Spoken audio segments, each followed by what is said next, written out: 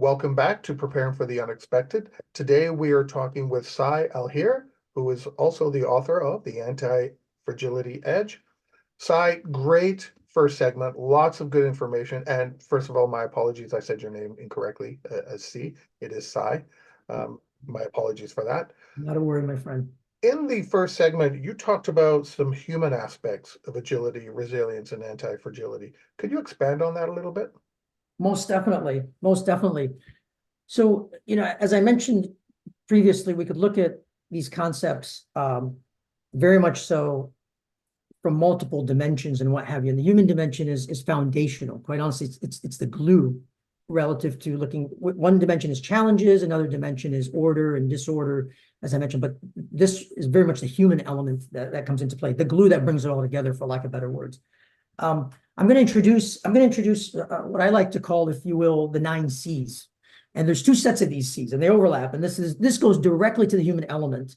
And the way that I use these, I want to tell you how I use these first. When I get into an environment, organization, working with the senior leadership team to anyone in the trenches in anything that they're doing, I'm observing for these C's and trying to understand. So then I can use these as the levers to nudge to achieve greater agility, resilience, and anti-fragility, which is very much tied to the ecosystems, of course. As such, the 9 C's start with 3 core C's, as I like to call them. And these now connect all the other C's. So these are repeated.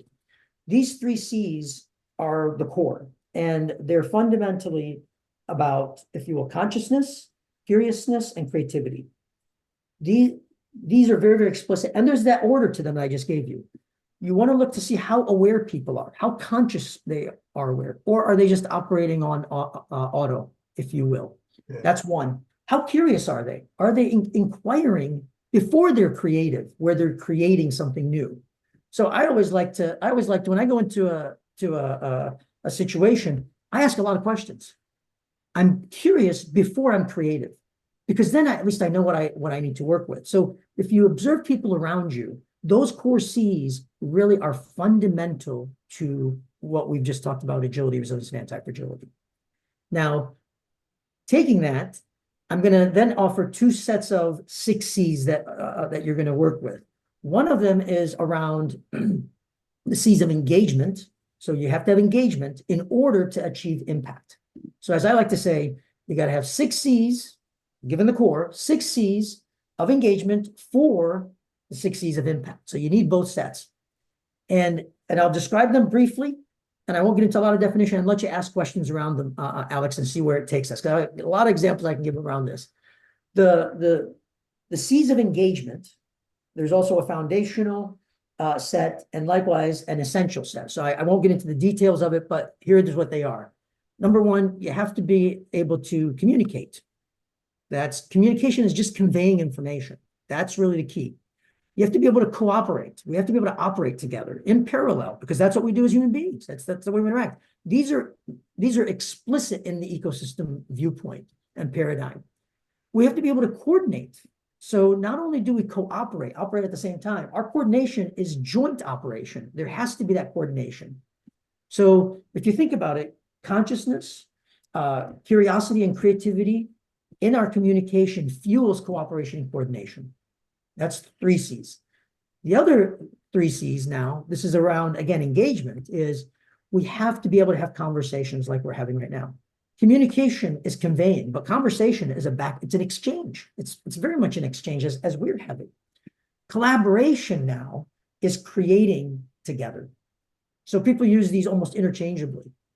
And then co-creation is joint creation. So you and I can create together, but we may not be building on each other's concepts and working in that way. It becomes co-creative when we're actually doing that. So if you take these and tie them to the 3 core C's, you can say, well, fundamentally, being conscious, curious, and creative in our conversations fuels our collaboration and co-creation. Mm-hmm. Now you may say, gosh, Si, these are a whole bunch of words, but we can sense them naturally, Alex. And these become the instruments to work with people to help them achieve greater agility, resilience, and anti-fragility. Those are on the engagement side. I won't go to the impact side, but I'll pause and see if you have a question before I go to the impact side of it. Well, the one thing that jumped out at me immediately, she said, it popped into my head, is the communications going back and forth, because there is the thought often that just because I tell you something, we're communicating. It's like, no, that's not communication. Communication is dialogue. If it's just one way, it's monologue. Exactly. And that really moves us toward the conversation piece of it. You know, and Mhm. when leaders communicate a change initiative, right? Hey, we've got a change initiative to achieve greater resilience. Okay, that you've just sent the message, but wait a minute, you got to have a conversation. What are the people experiencing? What are the team members, etc.? Very, very distinct. Yes. Yeah, Yes. and receiving, excuse me, receiving the feedback as well. If I am, you and I are talking, so if I ask you a question, I have to you're making sure I understand what I've asked and that I understand the response that you're providing. Very much so. Then that helps because it puts us on the same level, shall we say, give or take a Yeah. little bit, but roughly the same Yeah. level, enabling me to then ask more questions because I'm now more curious, and my curiosity is still being piqued, Exactly. each time we talk. Exactly. And, I want to make sure I reference, so if folks want to learn more, definitely my book's available, but I want to reference other books, if you will, and other sources very explicitly. I reference John Boyd for agility. I reference C.S. Holling, truly for resilience. Respectfully, C.S. Holling is foundational to the concept of resilience and scale and all these factors of panarchy, etc. And then for anti-fragility, we have Nassim Taleb's work, of course. For what I just described, my coach and mentor, quite honestly, Judith Glacier, respectfully, she's no longer with us. But fundamentally, she developed conversational intelligence. If you were interested in the things that I just described and how it comes together, that's an incredible source to tap into very, very openly.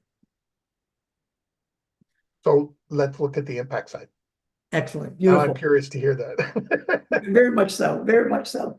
So think about that we have this foundation of engagement now. Now, how do we achieve impact in the world? Well, you could look at organizations, teams, groups, ecosystems, and apply the next set of concepts. And these are also chopped up into three. The core remains the core, right? In terms of consciousness, being curious, and being creative. That's glue right there. So we don't leave that. But now you think about, okay, what is the essential elements?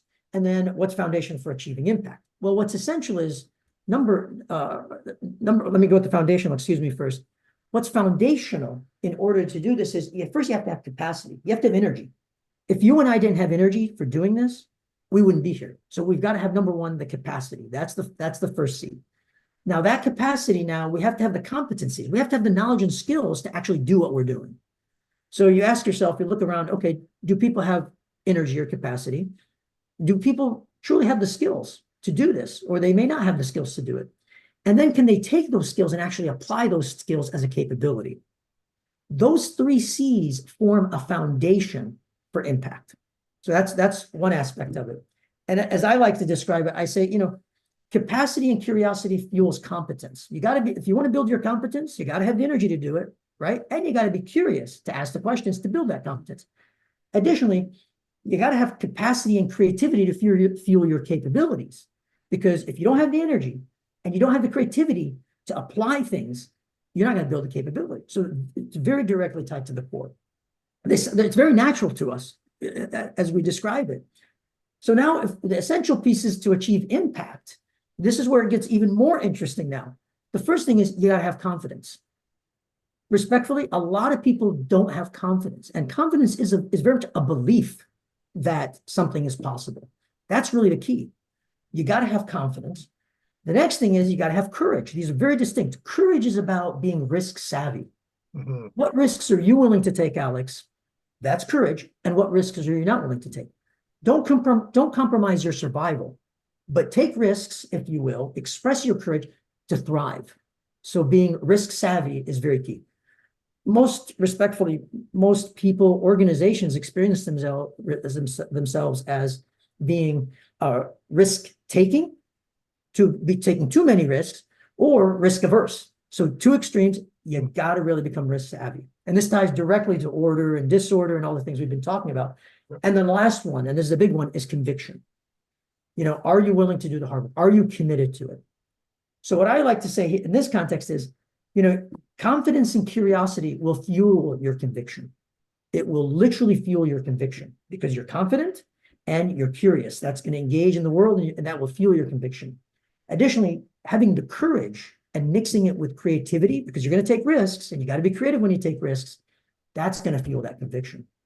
So through these C's, this is the way we achieve impact. Respectfully, and I'll mention a few sort of very explicit points. Achieving impact in the world or helping organizations change, it isn't about creating safety. It isn't about creating psychological safety. It's about helping people build these fundamental C's in order to interact with the world. You and I know the reality isn't safe, and then we got to deal with the world. It isn't about, and I'm being very, very specific in these words, it isn't about, if you will, just being vulnerable with each other. Me being vulnerable with you, Alex, is really me saying, I've got the confidence, I've got the courage, essentially, to interact with you, no matter what you do. And I have the conviction to stay in the tension between us. We apply all sorts of labels to these things. We apply words like safety, psychological safety in particular, vulnerability. We apply the word trust. Well, how much do you really trust someone? I'll express it differently. Well, when you trust someone, you have enough confidence in yourself to deal with the situation, and you have enough confidence in the other person to deal with the situation. And that begins to manifest this courage between us. Mm-hmm. So, when I introduce these models in the environment, I don't just go out there and share them. I don't teach these things, to be very honest with you. I use them to be able to provoke and coach to achieve greater agility, resilience, and anti-fragility within the context of the environment that I'm working with. Long-winded, but I hope that gives you the backdrop, my friend. Oh, that's perfect. It almost sounds so logical, but yet when people don't really think that way. All they think of is, oh, there's a risk. Oh, forget it, and walk away. Meanwhile, and then later in life, they turn around for some reason and say, oh, I wish I had done. Yeah. So my question then, I guess, is, are some of these, or if not all, learned over time, or do we automatically have this in us? We just don't know it. That's an excellent question.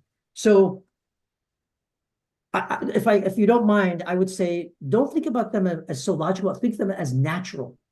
And exactly to your point, they're within us. We truly have these. Children have these characteristics until we respectfully, if you will, condition them with these other words that begin to enter the picture. So we naturally have this within us. The key thing is, how do we not lose that magic, right? That sense of awe that brings this together when we engage it in the world. How do we not lose it, but cultivate it and then leverage it as we get into adult life? I've been, people say to me, Si, you've passed 3 times. To be very, very open about it, that was my wake-up call. That was key. The first time, I'll never forget when it happened the first time. And there's a lot of stories I can share. And I do remember what happened on the other side, my good friend, of that first time in particular. Very, very distinct. The physician looked at me and he says, Si, you have two options here. I'll never forget this. You have 2 options. You make this your life story and you dwell in what you experienced, or you make this your life story and you flourish based on the experience. So that wake-up call for me was key. And so we as children have this. We don't want to, if you will, remove it from our children and over domesticate our natural nature, but rather we have to tap into that sense of awareness. That's why consciousness awareness is so central. What are you going to do? I mean, I like to ask myself, what am I going to do this weekend that's going to increase my sense of awareness? What situation am I going to put myself in? And when I interact with people, I ask them the same question. What are you going to do this weekend, Alex, to put yourself in an uncomfortable situation that will help you increase your agility, resilience, and anti-fragility, for example? I have to do some plumbing, which I've never done before. How's that? There you go. As respectfully, as mundane as that may seem to people, right? It's going to challenge you. It's going to see how you react to the stresses that you encounter, right? It's going to see if you are resilient to be able to get through it and go ahead and, you may hurt your hand. Well, okay, I hurt my hand. Now, how do I recover from that pain? Additionally, well, something, I'm down here fixing something or the other, but I can push myself to fix something else. So go ahead and proactively even seek more stress. So excellent example. Thank you for that. Yeah, and it's real too. I really am doing something this weekend on There you go. There you go. Now, before we did mention in segment one, we were going to talk about ecosystems. So I want to jump to that. Definitely. What can you expand on ecosystems and how agility, resilience, and anti-fragility play into this? Most definitely. So everything we've talked about, it really is a paradigm shift. So I like to say we need to embrace, if you will, ecosystem thinking. It is a worldview. It is a paradigm. I also term it as, if you will, the ecosystem paradigm. So I don't use the words ecosystem paradigm because a lot of people get snagged with the word paradigm. So I say ecosystem thinking in that way. So saying all that, everything we've kind of talked about really comes together through ecosystem thinking as a paradigm that allows us to work with the world and encounter the world. So I'm gonna go through this very quickly, and then we can talk about some examples that really come into the picture. For ecosystem thinking, there are 5 E's and C's that really define it. So as you can tell, I organize the thinking, if you will, around a lot of these elements that I'm describing. So an ecosystem, when you think about an ecosystem, it really is a configuration of stakeholders in continuous reconfiguration. It's alive. If you don't talk about stakeholders as an organization or a team, a collection of team members, you can think about it as a collection of elements in a supply chain. So that applies to multiple things. If you do technical architecture or even architecture in a home, what are the elements that are in configuration? So that's the first, if you will, ecosystem configure as a configuration. 2, there's a reason for this. There's an enterprise of coherence that brings these pieces together. They cohere. They're together for a reason. So a team is together for a reason. An organization is there for a reason to accomplish some goals, objectives, right? Some intent, as I like to say. I actually shy away from the words goals and objectives. There's a lot of baggage there. I say, what's your intent? That gives you a sense of orientation. That's the second element. The third one is, if you will, experience. You may have an intent, but what, if you will, is your experience as a set of stakeholders in calibrating with reality? So here now, you've got to interact with reality because that's the way you're going to get the feedback. That's the way you're going to grow. That's the way you're going to move forward.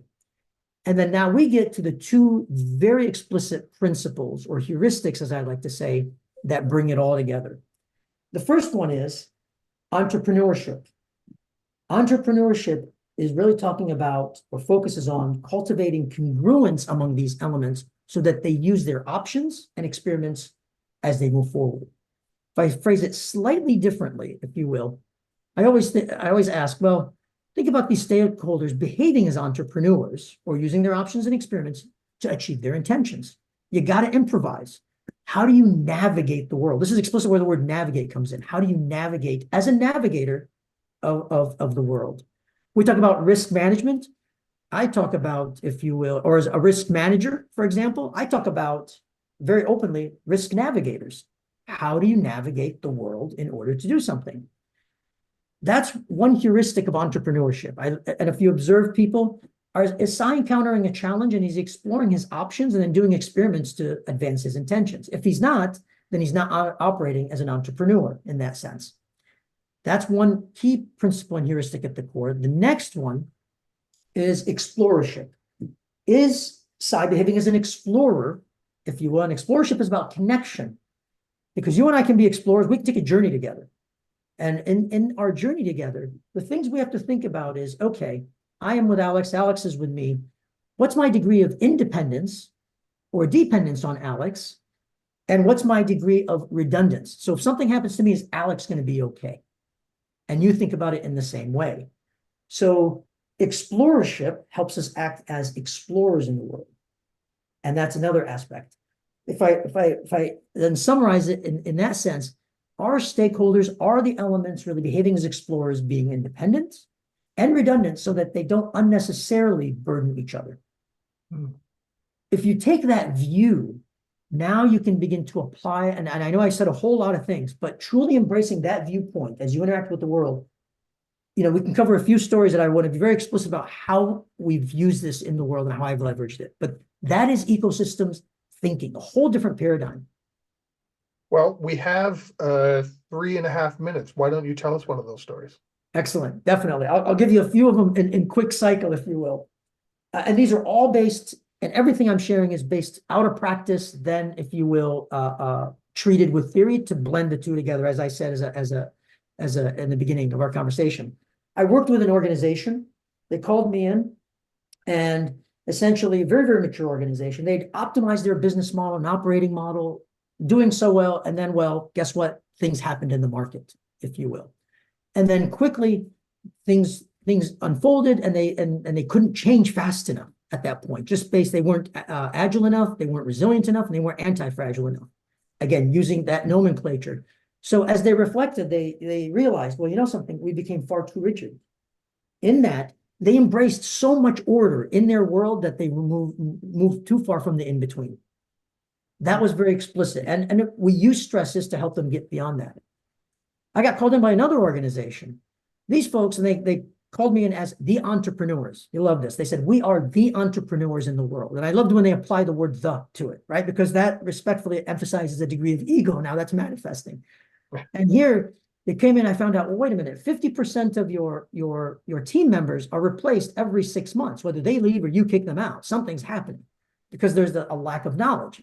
Well, in that context, things were so random, people were quitting right and left. Customers would join and they'll realize, wait a minute, you're too entrepreneurial, so they leave. In that context, they embraced so much disorder that they had drifted from the in-between. Two sort of very broad examples where you have to, again, use stresses to bring them toward the in-between. Let me give a few quick examples about teams, if you will, and just kind of get as much as I can get in the few minutes that we have. Organization called me and said, Si, we've got multiple teams. Some teams are busy, sometimes in the year calendar, some teams are not busy. And, what are we supposed to do? Because some people they don't have transferable skills. So I told them, I said, guess what we're going to do? We're going to shift people every month. And I had to think about, is it a month? Is it 2 weeks, etc.? How much stress can they handle? So we would literally shift people across teams or help them shift themselves every month. What that did is it helped the team members to increase their agility, resilience, and anti-fragility so that we could level out, if you will, the work that needed to be done. It was incredible. Their productivity literally skyrocketed, Alex, in using that technique.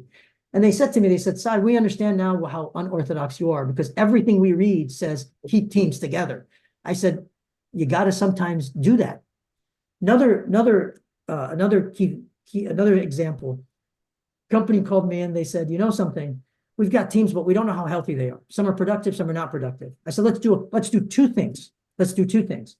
I said, give me a few teams to work with. And here's the first thing I did with some of these teams, Alex. I went in and I said, can you help me understand what your priorities are? They said, well, Si, we got a list of these requirements or these backlog items that we're working with. This is what we're working against. I said, you know something, I just talked to the CEO. The order is not right of all these items. You got to flip it. It's actually completely upside down. They said, wait, what are you talking about? I said, yeah, the priority is completely backwards. I took their work and I changed the priority completely reverse. Naturally, the team took a dip. Some teams come out of that dip. Some teams don't come out of that dip. The fragile ones, the ones that are less capable of achieving agility, resilience, and anti-fragility, essentially wither out. Other ones come out. That was one technique I used with the teams. And you might say, Si, you actually do this. Oh yeah, this is the way we achieve the extraordinary, my good friend. Yeah. I'll give one more quick one relative to the teams.